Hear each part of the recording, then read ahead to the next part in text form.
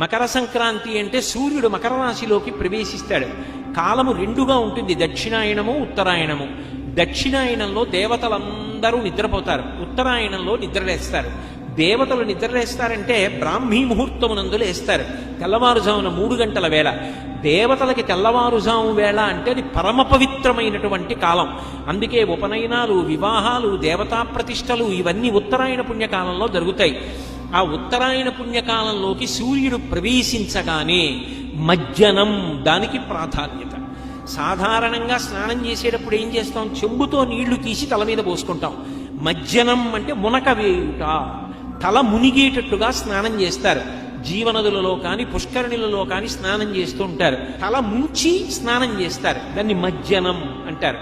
స్నానం చేసి దేవతా సంబంధంగా, పితృదేవతా సంబంధంగా, జీవ సంబంధంగా అభ్యున్నతిని కల్పించే కాలం అది మకర సంక్రమణం. పుణ్యకార్యం చేయడం నేర్చుకో, దాని వలన పొందిన పుణ్యం నీ జీవుడితో వస్తుంది. మకర సంక్రమణ పుణ్యవేళ పరమపావనమైన కాలం. ఉత్తరాయణ పుణ్యకాలం దేవతలందరూ నిద్రలేచేటటువంటి సమయం. ఆ సమయంలో నువ్వు చదివే ఒక స్తోత్రం, నీ ప్రదక్షిణం, నీ నమస్కారం, నీ భగవన్నామోచ్చారణం నిన్ను కాపాడతాయి.